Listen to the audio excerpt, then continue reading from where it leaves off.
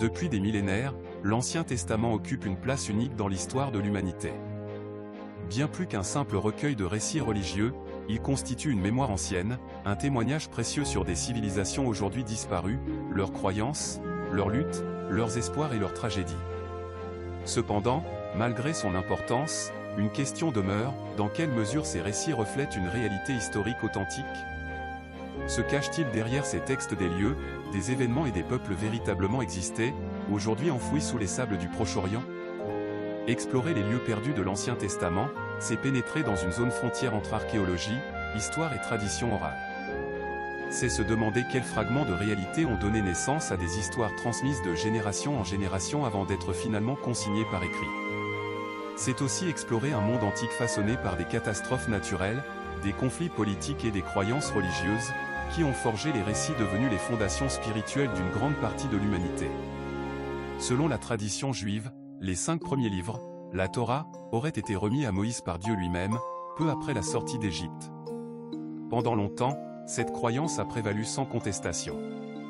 Cependant, dès le XIXe siècle, les études linguistiques et historiques ont révélé une réalité plus complexe. Ces textes semblent être le fruit d'un assemblage de traditions plus anciennes, souvent fragmentaires et parfois contradictoires, mises en forme au fil du temps. La transmission orale prolongée explique pourquoi certains lieux évoqués dans la Bible restent difficiles à localiser avec précision. En effet, les villes antiques pouvaient être détruites, abandonnées, reconstruites sous un autre nom ou recouvertes par les sédiments à la suite de catastrophes naturelles. Pourtant, malgré ces incertitudes, plusieurs sites mentionnés dans la Bible existent encore aujourd'hui. Jérusalem en est un exemple emblématique. Au cœur de la ville, le dôme du rocher, construit en 691 de notre ère, se dresse sur le mont Moria, un lieu chargé d'histoire et de tradition. Selon le récit biblique, c'est ici qu'Abraham aurait été appelé à sacrifier son fils Isaac, un épisode fondateur pour les 3 monothéismes. Plus au sud, la grotte des patriarches, à Hébron, est traditionnellement considérée comme le lieu d'inhumation d'Abraham, d'Isaac, de Jacob et de leurs épouses. Ces sites, encore accessibles aujourd'hui, témoignent de la force des traditions bibliques et de leur enracinement dans des réalités géographiques anciennes. D'autres lieux, en revanche, demeurent enveloppés de mystères. Le Jardin d'Éden, décrit comme un lieu luxuriant traversé par 4 fleuves, a suscité de nombreuses hypothèses quant à sa localisation. Certains chercheurs l'ont situé en Anatolie, d'autres en Mésopotamie, tandis que d'autres encore le considèrent comme un symbole plutôt qu'un lieu réel. Le mystère reste entier. Parmi les sites ayant suscité le plus de débats figurent également Sodome et Gomorrhe. Selon la Genèse, ces villes étaient réputées pour leur corruption et leur violence. Le récit raconte que Dieu décida de les détruire par le feu et le soufre, ne permettant à Lot et sa famille de s'enfuir qu'à temps.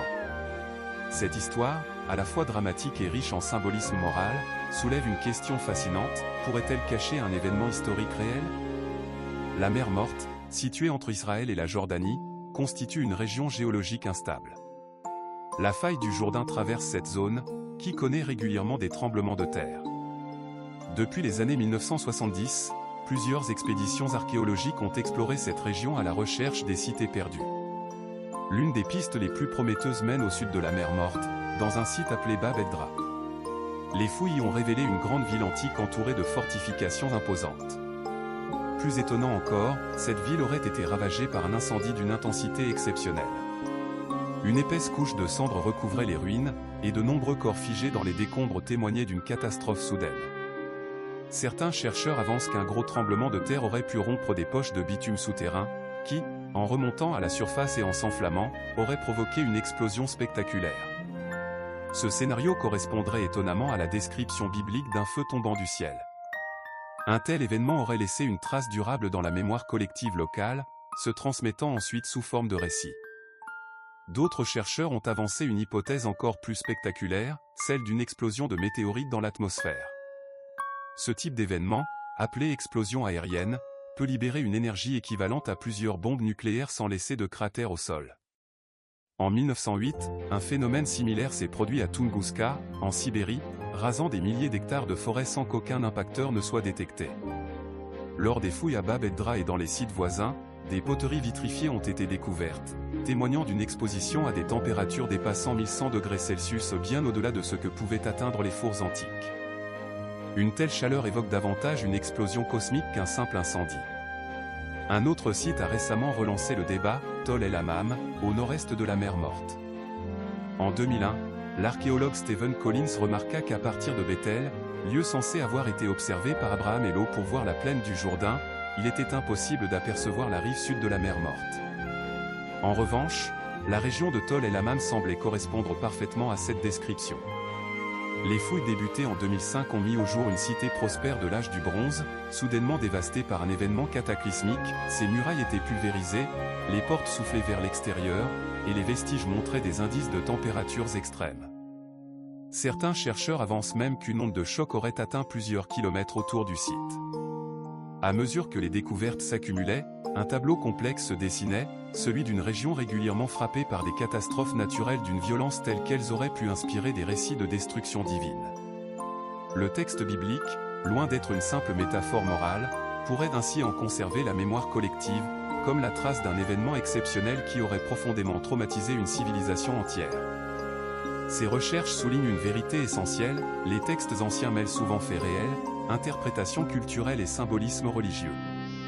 Les auteurs de l'époque, témoins indirects ou héritiers de récits transmis sur plusieurs générations, ont intégré ces événements dans un cadre théologique.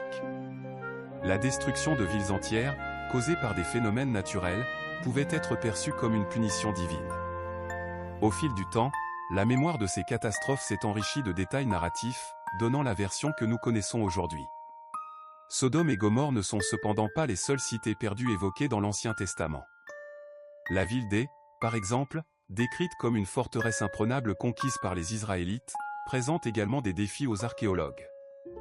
Les fouilles ont mis au jour plusieurs sites possibles, mais les dates et descriptions ne concordent pas toujours. Certains spécialistes suggèrent que le récit pourrait condenser plusieurs événements distincts en une seule narration symbolique. D'autres lieux, tels qu'Ophir célèbre pour ses mines d'or extraordinaires, restent introuvables. Les théories situent cette terre aussi bien en Arabie, en Afrique de l'Est, qu'en Inde. Ces incertitudes illustrent la difficulté de relier les récits bibliques à des sites historiques précis, surtout lorsque les noms de lieux ont évolué au fil des siècles. Ainsi, l'étude des lieux perdus de l'Ancien Testament est une quête en constante évolution. Archéologues, géologues, linguistes, historiens et spécialistes des traditions anciennes confrontent sans cesse textes et données matérielles pour distinguer ce qui relève du mythe, de l'histoire ou d'un mélange des deux. Chaque découverte, même minuscule, contribue à éclairer ces récits millénaires. Au terme de cette exploration, une conviction s'impose, la frontière entre légende et réalité est beaucoup plus poreuse qu'on ne l'imagine. Les textes sacrés de l'Antiquité conservent la trace d'événements réels, parfois magnifiés ou déformés, mais profondément ancrés dans l'expérience humaine. En cherchant les cités perdues de l'Ancien Testament, ce n'est pas seulement une quête de lieux, mais aussi une recherche pour comprendre comment les civilisations du passé ont interprété leur monde, et comment leur héritage continue d'influencer notre vision du présent. N'hésitez pas de commenter, de liker et de vous abonner pour ne rien rater. À très vite.